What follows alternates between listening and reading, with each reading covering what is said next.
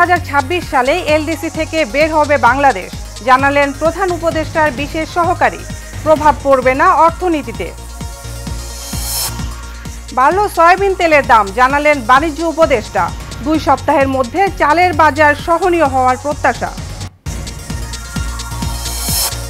প্রধান উপদেষ্টার সঙ্গে বিএনপির বৈঠক আজ, জানালেন নির্বাচনের রোডম্যাপ সহ আলোচনা হবে সংস্কার নিয়ে।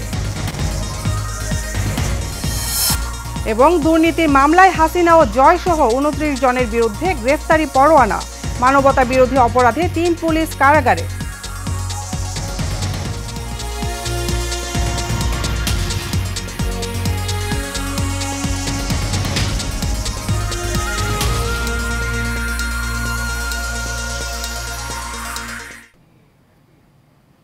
স্বাগত জানাচ্ছি এশিয়া নিউজের সাথে আছি আমি সাবিকুন এম হোসেন।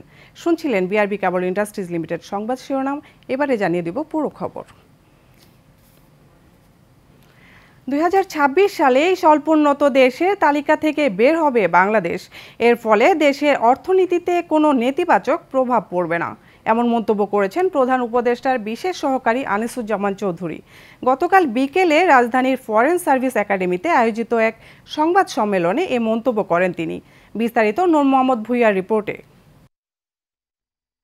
2018 সালে নিম্নায় থেকে মধ্যমায়ের দেশে উন্নীত হওয়ার যোগ্যতা অর্জন করে বাংলাদেশ। 2024 সালে বাংলাদেশ এলডিসি গ্র্যাজুয়েশন উন্নীত হওয়ার কথা থাকলেও হোঁচট খায় করোনা ইস্যুতে। কার্যক্রম পিছিয়ে যায় 2026 সাল পর্যন্ত।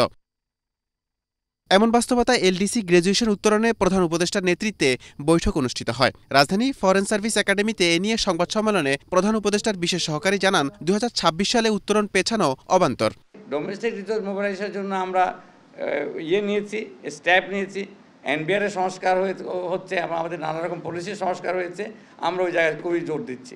আমাদের ডোমেস্টিক রিসোর্স আমাদের নিজের পায়ে দাঁড়াতে হবে। আমাদের যথেষ্ট শক্তি আছে। আমরা মিডল ইনকাম কান্ট্রিতে যাচ্ছি, সেখানে হয়ে গেছে অলরেডি মিডল ইনকাম।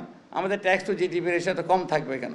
তিনি জানান, সম্ভাব্য ঝুঁকি ও চ্যালেঞ্জ এরই মধ্যে চিহ্নিত করা হয়েছে। তা মনিটরিং করতে উচ্চ পর্যায়ে একটি কমিটি গঠন করা হবে। আমরা এখনই লোক দেখা শুরু করছি, কিভাবে করা যায়, কোথায় লোক পাবো। সরকারি লোক হবে তেমন কথা নাই, আমরা বাইরে থেকে নেব। আমরা সেখানে যে বিজনেস সেক্টরে যারা এক্সপেরিয়েন্স আছে ট্রেডের, তাদের থেকে লোক নেব। আমরা একটা শক্তিশালী ট্রেড নেগোসিয়েটিং বডি আমরা ইনশাআল্লাহ করব, এবং এটা নেতৃত্বেও খুব সিনিয়র লেভেলের নেতৃত্ব থাকবে। একই সংবাদ সম্মেলনে এক প্রশ্নের জবাবে পাকিস্তানের পররাষ্ট্রমন্ত্রী বাংলাদেশ সফর প্রসঙ্গে প্রধান উপদেষ্টার প্রেস সচিব জানান, সার্কভুক্ত দেশগুলোর সাথে সম্পর্ক উন্নয়নের অংশ এটি। পাকিস্তানের যে আসছেন, মনে আপনি প্রফেসর কিন্তু সার্কের রিভাইভালের জন্য বারবার বলেছেন। আপনি ইউএনজিএতে, ইউনাইটেড নেশন জেনারেল অ্যাসেম্বলিতে সার্কের কয়েকজন লিডারের সাথে কথা বলেছেন, তারপরে D8-এ কথা বলেছেন, ডেভোসে কথা বলেছেন, বাকুতেও কথা হয়েছে। তো উনি চাচ্ছেন যে সার্কের যতগুলো দেশ আছে, আমরা তো সাউথ এশিয়ার পরিবারভুক্ত, এই প্রত্যেকটা দেশের সাথে যাতে আমাদের সম্পর্ক উন্নয়ন হয়। ট্রাম্প ঝড়ে ভূ রাজনৈতিক প্রেক্ষাপটে বাংলাদেশ ক্ষতিগ্রস্ত হবে না দাবি করে প্রেস সচিব জানান, কূটনৈতিক তৎপরতা চলছে। বাংলাদেশের স্বার্থ যতটুকু ভাবে অক্ষুণ্ণ রাখা যায় ডিপ্লোম্যাসিতে, আমরা সেইটাই করছি। নূর মোহাম্মদ ভুইয়া, এশিয়ান টেলিভিশন, ঢাকা। সব ধরনের সয়াবিন তেলের দাম বাড়ানো হয়েছে। বোতলজাত প্রতি লিটার সয়াবিন তেলে 14 টাকা ও খোলা সয়াবিন তেলে 12 টাকা বেড়েছে। গতকাল সচিবালয়ে ভোজ্য তেলের আমদানি ও সরবরাহ সহ সার্বিক বিষয়ে পর্যালোচনা সভা শেষে বাণিজ্য উপদেষ্টা শেখ বশির উদ্দিন এ তথ্য জানান। বাণিজ্য উপদেষ্টা বলেন, বোতলজাত সয়াবিন তেলে প্রতি লিটারে 14 টাকা বাড়িয়ে 189 টাকা নির্ধারণ করা হয়েছে। অন্যদিকে খোলা সয়াবিন তেল প্রতি লিটারে 12 টাকা বাড়িয়ে 169 টাকা নির্ধারণ করা হয়েছে। 2 সপ্তাহের মধ্যে বাজারে বোরো ধানের চাল আসবে উল্লেখ করে তিনি বলেন, নতুন ধান উঠলে চালের বাজার আরও সহনীয় হবে। প্রধান উপদেষ্টা ডক্টর মোহাম্মদ ইউনূসের সঙ্গে বিএনপির বৈঠক হবে আজ। বৈঠকে জাতীয় নির্বাচনের রোডম্যাপ সহ বিভিন্ন বিষয়ে আলোচনা হতে পারে। এর আগে গত ৯ এপ্রিল গুলশানে দলের চেয়ারপারসনের কার্যালয়ে বিএনপির স্থায়ী কমিটির সদস্য সালাউদ্দিন আহমেদ সাংবাদিকদের এক বৈঠকে কথা জানিয়েছিলেন। এ সময় তিনি বলেন, প্রধান উপদেষ্টার কাছে সুনির্দিষ্টভাবে জাতীয় সংসদ নির্বাচনের জন্য ডিসেম্বরের আগে একটা রোডম্যাপ অবশ্যই চাওয়া হবে, যাতে নির্বাচনের বিষয়ে অনিশ্চয়তা কেটে যায়। বিএনপি স্থায়ী কমিটির এই সদস্য বলেন, যেহেতু নানা বিষয়ে বিভিন্ন পক্ষের বিভিন্ন বক্তব্যের কারণে কিছু বিভ্রান্তি দেখা দিয়েছে, সেজন্য আমরা প্রধান উপদেষ্টাকে বিষয়গুলো স্পষ্ট করার অনুরোধ জানাবো।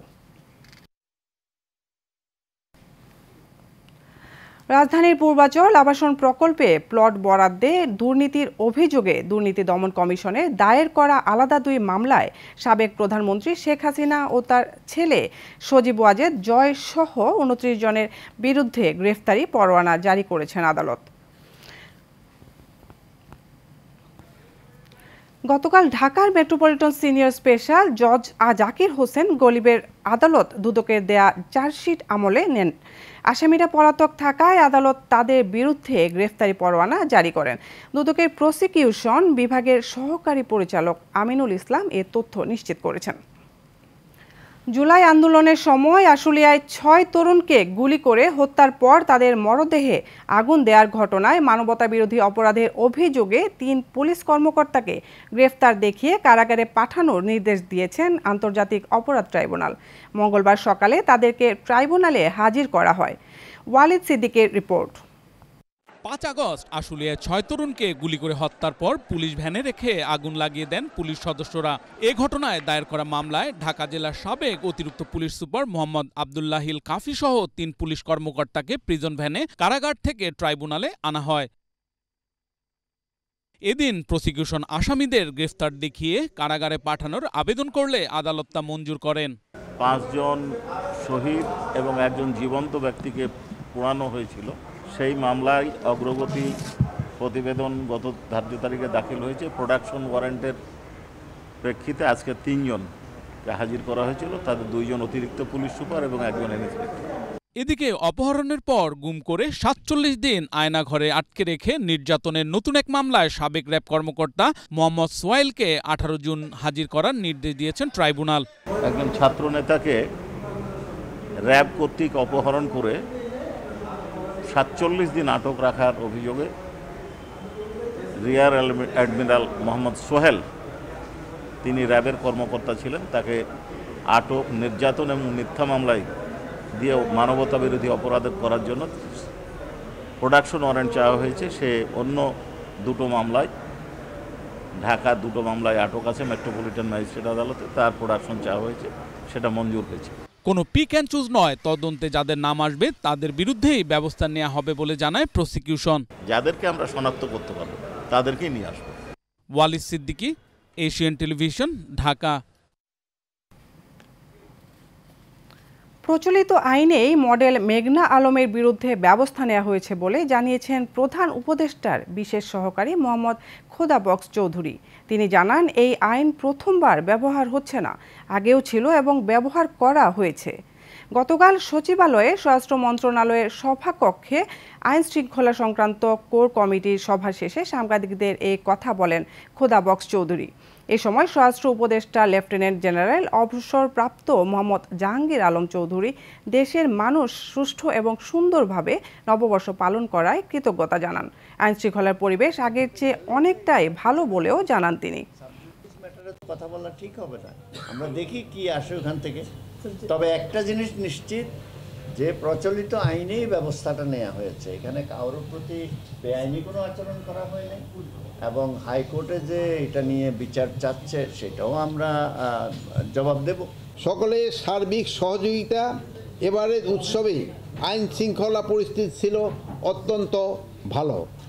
সবাই নিরাপদে নির্বিঘ্নে উৎসব উদযাপন করতে পেরেছে। এই জন্য আমি সাংস্কৃতিক বিষয় মন্ত্রণালয়, পার্বত্য চট্টগ্রাম বিষয় মন্ত্রণালয় এবং মাঠ প্রশাসনের কর্মকর্তা সহ সংশ্লিষ্ট বিভিন্ন মন্ত্রণালয়ের কর্মকর্তাকে আন্তরিক ধন্যবাদ এবং আমি কৃতজ্ঞতা জানাই। আদালতের নিষেধাজ্ঞা সত্ত্বেও কাটা হচ্ছে পাহাড়। উজাড় হচ্ছে বনভূমি। পুরো কক্সবাজার এলাকায় সরকারি পাহাড় দখল করে চলছে প্লট বাণিজ্য। এতে জড়িত রয়েছে সরকারি কর্মকর্তা থেকে শুরু করে জনপ্রতিনিধিরাও। কক্সবাজার থেকে শেখ সেলিমের রিপোর্ট, জানাচ্ছেন মাজহারুল আমিন শুভ। একদিকে পাহাড়, অন্যদিকে সাগর। বিশ্বের বৃহত্তম পর্যটন স্পট কক্সবাজারের এমন নৈসর্গিক সৌন্দর্য আজ ঝুঁকিতে। সেখানে দিনে দুপুরে চলছে পাহাড় কাটার প্রতিযোগিতা। প্লট বাণিজ্যের নামে বন উজাড় করে পকেট ভারী করছে সরকারি কর্মকর্তা ছাড়াও একটি অসাধু চক্র। আদালতের নিষেধাজ্ঞা উপেক্ষা করে ধ্বংস করা হচ্ছে পরিবেশ, নষ্ট হচ্ছে জীববৈচিত্র্য। স্থানীয়রা জানান, প্রকাশ্যে বন উজাড় করে পাহাড় কাটা হলেও প্রশাসন নিশ্চুপ। এমনকি বিষয়টি বিভিন্ন গণমাধ্যম প্রশাসনের নজরে আনলেও তারা কোনো পদক্ষেপ নেয়নি। এই পাহাড় কাটার সাথে এক শ্রেণীর ভূমি দস্যু যারা অবৈধভাবে পাহাড় কাটছে, মাটি বিক্রি করতেছে, এই ব্যবসা হয়ে গেছে এবং পাশাপাশি তাদেরকে প্রশাসনের কিছু কিছু কর্মকর্তা তাদের সহযোগিতা করতেছে। ব্যক্তি থেকে শুরু করে সরকারি প্রতিষ্ঠানও পাহাড় কাটায় জড়িত। যদি এভাবে চলতে থাকে তাহলে কক্সবাজার পাহাড় থাকবে না। বন বিভাগ, পরিবেশ অধিদপ্তর এবং জেলা প্রশাসক সমন্বয়ে একটি পাহাড় কাটা বিরোধী টাস্ক ফোর্স গঠন করার জন্য আমরা জোর দাবি জানাচ্ছি এবং সেটি হলে কক্সবাজার পাহাড় কাটা কিছুটা কমে আসবে। কেন পাহাড় কাটা নিয়ে কঠোর পদক্ষেপ নেওয়া হচ্ছে না তার কোনো সদুত্তর নেই জনপ্রতিনিধি ও সংশ্লিষ্টদের কাছে। শতাধিক মামলা দিয়েছি, 24-25 আর্থিক সালে 5ই আগস্টের পর আমরা 17টা মামলা দিয়েছি। আমরা 3টা এক্সকেভেটর, অনেকগুলো ডাম্পার জব্দ করেছি। মাটি কাটার বিরুদ্ধে আমরা জিরো টলারেন্স। আমরা যে কোনো সংবাদ পেলে আমরা ওই ব্যাপারে আমাদের টহল বাহিনী আছে, টহল বাহিনী এবং রেঞ্জের যারা আছে তাদের মাধ্যমে আমরা আমাদের মাটি কাটা প্রতিরোধ চালিয়ে যাচ্ছি। পাহাড় কাটার ঘটনায় দ্রুত আইনগত ব্যবস্থা এবং পাহাড় কাটা বন্ধ করে বনায়নের মাধ্যমে পরিবেশ সংরক্ষণের দাবি সচেতন মহলের। মাজহারুল আমিন শুভ, এশিয়ান টেলিভিশন। গাইবান্ধা 2 আসনের সাবেক সংসদ সদস্য ও গাইবান্ধা জেলা আওয়ামী লীগের সাংগঠনিক সম্পাদক শাহ সারোয়ার কবিরকে দিনাজপুর থেকে গ্রেফতার করেছে পুলিশ। মঙ্গলবার রাত 9টার দিকে দিনাজপুর শহরের ঈদগাহ আবাসিক এলাকার বড় বোনের বাসা দিবা গার্ডেন বাড়ি থেকে তাকে গ্রেফতার করে পুলিশ। গত 3 মার্চ থেকে সাবেক এই সংসদ সদস্য ও গাইবান্ধা জেলা আওয়ামী লীগের সাংগঠনিক সম্পাদক শাহ সারোয়ার কবির ভগ্নিপতি দিনাজপুর শিক্ষা বোর্ডের সাবেক উপবিদ্যালয় পরিদর্শক ও বড় বোন দিনাজপুর সরকারি কলেজের অবসরপ্রাপ্ত প্রফেসর আফরোজা পারভিন কবির দম্পতির বাড়িতে আত্মগোপনে ছিলেন। দিনাজপুর পুলিশ সুপার মারুফাত হুসাইন মারুফ এই সাবেক সংসদ সদস্যকে গ্রেফতারের সংবাদ নিশ্চিত করে বলেন, গত 5 আগস্ট পরবর্তী সময়ে এই সংসদ সদস্যের বিরুদ্ধে গাইবান্ধা সদর থানায় হত্যা মামলা সহ 2টি মামলা দায়ের করা হয়েছে। রাজধানীর বনানীতে ওয়ার্কার্স রিসোর্স সেন্টারের নারী কমিটি ন্যায্য রূপান্তর ও জলবায়ু পরিবর্তন বিষয়ক গ্রুপ সভা আয়োজন করেছে। বর্তমানে পৃথিবীব্যাপী জলবায়ু পরিবর্তনের পরিবেশ দূষণ এবং জীববৈচিত্র্য ধ্বংসের মতো বৈশ্বিক সংকট মোকাবেলা করতে হচ্ছে। সেই সংকট মোকাবেলার জন্য প্রয়োজন পরিবেশ বান্ধব টেকসই অর্থনীতি, যা জ্বালানির পরিবর্তে নবায়নযোগ্য শক্তির উপর নির্ভরশীলতা তৈরির মধ্যে অর্জন করা সম্ভব। সবাই উপস্থিত ছিলেন শ্রম সংস্কার কমিশনের অন্যতম সদস্য শাকিল আক্তার চৌধুরী।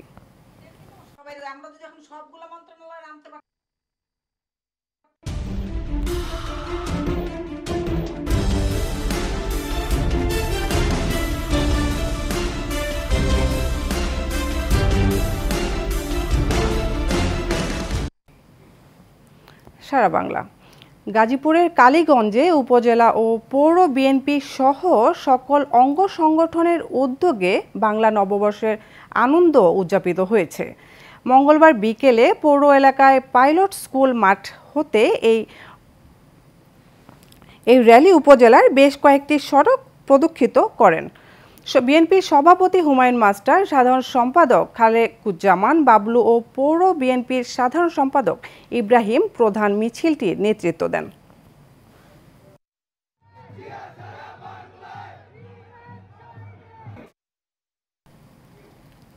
বরিশালের গৌর নদীতে নানা আয়োজনের মধ্য দিয়ে পালিত হয়েছে বাংলা নববর্ষ। এবারের বাংলা নববর্ষের শোভাযাত্রায় ফিরে এসেছে বাঙালির হারিয়ে যাওয়া ঐতিহ্যবাহী বাহন পালকি। উপজেলা নির্বাহী অফিসার ও পৌর প্রশাসন মোহাম্মদ আবু আবদুল্লাহ খানের উদ্যোগে ফুল ও আলপনায় সাজানো পালকিটি ছিল শোভাযাত্রার কেন্দ্রবিন্দু। ইউএনও বলেন, যান্ত্রিকতার যুগে অনেক ঐতিহ্য হারিয়ে গেছে, তাই বর্তমান প্রজন্মকে পালকির মতো ঐতিহ্য চোখে দেখানোর প্রয়াস করেছি। এ সময় আরও উপস্থিত ছিলেন উপজেলা সহকারী কমিশনার মোহাম্মদ রাজীব হোসেন, প্রেস ক্লাবের আহ্বায়ক গিয়াসউদ্দিন মিয়া, কো আহ্বায়ক জহিরুল ইসলাম জহির, সিনিয়র সাংবাদিক খোকন আহমেদ হিরো সহ অন্যান্যরা। সিরাজগঞ্জের কাজীপুরে বিআরডিপি গভীর নলকূপ সংক্রান্ত বিরোধকে কেন্দ্র করে হামলা, লুটপাট ও ভাঙচুরের ঘটনা ঘটেছে। এই ঘটনায় 10 জনের নাম উল্লেখ করে এবং অজ্ঞাত আরও 15 থেকে 20 জনকে আসামি করে কাজীপুর থানায় লিখিত অভিযোগ দায়ের করেছেন ভুক্তভোগীরা। অভিযোগ সূত্রে জানা যায়, উপজেলার গান্দাইল ইউনিয়নের মিরারপাড়া গ্রামে হাফিজুর রহমান ও রুকনুজ্জামানের নেতৃত্বে 20 থেকে 25 জনের একটি দল দেশীয় অস্ত্র সহ অতর্কিতভাবে হামলা চালায়। এ সময় হামলাকারীরা বসত ঘরে ঢুকে আসবাবপত্র ভাঙচুরের পাশাপাশি নগদ টাকা ও স্বর্ণালংকার লুট করে নিয়ে যায়। কাজীপুর থানার অফিসার ইনচার্জ নূরে আলম বলেন, এ বিষয়ে তদন্ত করে আইনানুগ ব্যবস্থা নেওয়া হবে। গাজীপুর সদর উপজেলায় জমির দলিলে ভুল দাগ নম্বর উল্লেখ করার কারণে মালিকানা নিয়ে জটিলতা সৃষ্টি হয়েছে। এ নিয়ে ভুক্তভোগী মনোয়ারা বেগম ও তার পরিবার আদালতের দ্বারস্থ হন। আদালত শান্তি শৃঙ্খলা রক্ষায় আদালত জমিতে নিষেধাজ্ঞার আদেশ দেন। তা অমান্য করে বিবাদী পক্ষ দলবল নিয়ে বাদী পক্ষের উপর হামলা চালায়। এ ঘটনায় কয়েকজন আহত হয়েছেন। গাজীপুর সদর উপজেলার পেপসি গেট এলাকায় এই হামলার ঘটনা ঘটে। এ বিষয়ে জয়দেবপুর থানার ভারপ্রাপ্ত কর্মকর্তা আব্দুল হালিম জানান, আদালতের নিষেধাজ্ঞার পর ওই জমিতে সাইনবোর্ড টাঙিয়ে দেওয়া হয়েছে। কেউ নিষেধাজ্ঞা অমান্য করে স্থাপনায় অন্যান্য নির্মাণ করলে তার বিরুদ্ধে আইনানুগ ব্যবস্থা নেওয়া হবে। নেত্রকোনার অস্বাস্থ্যকর নোংরা পরিবেশে অবৈধভাবে নানা পণ্য প্রস্তুত হচ্ছে এমন তথ্যের ভিত্তিতে অভিযোগ চালিয়েছে জেলার শাহ সুলতান রোড বালুয়াকান্দায় কেন্দুয়ার কামরুজ্জামান ও তার সহযোগীরা স্থানীয় আবু তাহের মিয়ার রাইস মিল ভাড়া নিয়ে চালানো অবৈধ কারখানাটিতে অভিযানে অন্তত 15টি পণ্য আটক করে র্যাব সদস্যরা। পরে ভ্রাম্যমাণ আদালত পরিচালনা করে মালামাল জব্দসহ কারখানাটি সিলগালা করে দেয় প্রশাসন।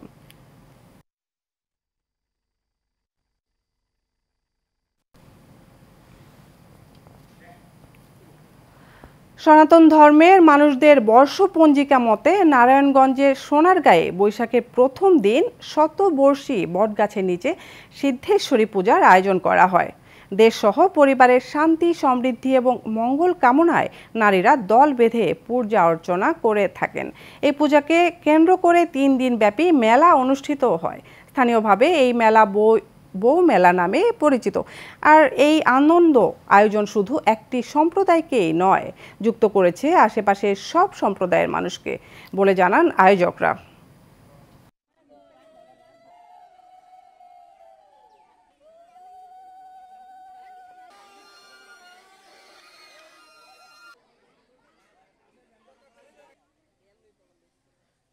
গাছতলা আমরা বছর ধরেই পোলামেয়ার মঙ্গলের জন্য আমরা পূজা দেই। পূজা করে আমরা মা সিদ্ধেশ্বরীর কাছে স্বামী সন্তানের মঙ্গল কামনা করার জন্য আমরা এখানে আসি। অনেকে মানতে করে যে এখানে সত্যি মানে চিরসত্য, যেখানে মানুষ কিছু আশা করলে আশারা ফলে। এলাকার বউ এবং মেয়েরা এই মেলায় অংশগ্রহণ করবে, পরে বিদায়ী। এটার নাম বউ মেলা, আর এটা শান্তিপূর্ণভাবে হচ্ছে পূজা। তবে আমরা এই রাষ্ট্রীয়ভাবে প্রশাসনিকভাবে এমপি, তারপরে মেম্বার, চেয়ারম্যান যারা ছিলেন, কখনোই এখানে কোনো অনুদান দেন নাই।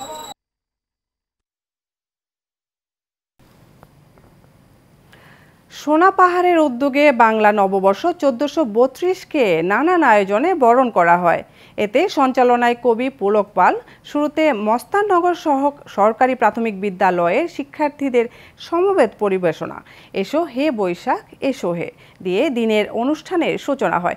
এরপর দোতরায় জনপ্রিয় লোকগানের সুর বাজিয়ে শোনান পায়েল ও পরাগ ভ্রাতৃদ্বয়। বাউল গান পরিবেশন করেন হানিফ বাউল ও তার দল। বাঁশিতে ছিলেন আলমগীর কবির। এতে গান পরিবেশন করেন ইকবাল হায়দার, তপন চন্দ্র বর্মন।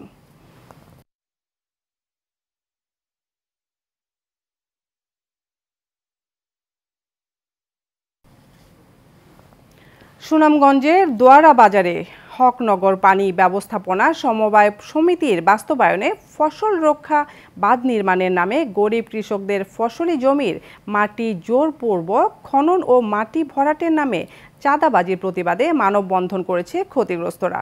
সোমবার বিকেলে সর্বস্তরের এলাকাবাসীর আয়োজনে এই মানববন্ধন কর্মসূচি পালিত হয়। এতে বক্তব্য রাখেন ক্ষতিগ্রস্ত কৃষক পরিবারের সদস্য আজুফা খাতুন, সুনাবানু, সায়েদা বেগম, কুদ্দুস মিয়া, ইউসুফ আলী, শাহ আলম প্রমুখ। চট্টগ্রাম সংবাদ। চট্টগ্রাম কর আইনজীবী সমিতি নির্বাচনে বিনা প্রতিদ্বন্দ্বিতায় নির্বাচিত হয়েছে বিএনপি জামায়াত সমর্থিত ঐক্য পরিষদ। আগ্রাবাদ কর আইনজীবী সমিতি কার্যালয়ে নির্বাচন কমিশনারকে এস আব্বাসীর নেতৃত্বে ১৩ সদস্য বিশিষ্ট এই কমিটি দায়িত্ব গ্রহণ করেন। এতে সভাপতি পদে আবুল কালাম আজাদ ও সাধারণ সম্পাদক পদে সরওয়ার আলম শিমুল ভুইয়া দায়িত্ব গ্রহণ করেন।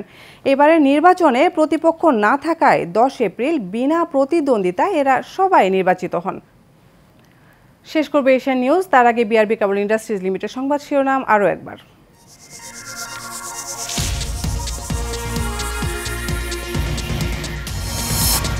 2026 সালে এলডিসি থেকে বের হবে বাংলাদেশ, জানালেন প্রধান উপদেষ্টার বিশেষ সহকারী। প্রভাব পড়বে না অর্থনীতিতে। বাড়ল সয়াবিন তেলের দাম, জানালেন বাণিজ্য উপদেষ্টা। 2 সপ্তাহের মধ্যে চালের বাজার সহনীয় হওয়ার প্রত্যাশা। প্রধান উপদেষ্টার সঙ্গে বিএনপির বৈঠক আজ, জাতীয় নির্বাচনের রোডম্যাপ সহ আলোচনা হবে সংস্কার নিয়ে। এবং দুর্নীতির মামলায় হাসিনা ও জয় সহ 29 জনের বিরুদ্ধে গ্রেফতারি পরোয়ানা, মানবতা বিরোধী অপরাধে 3 পুলিশ কারাগারে।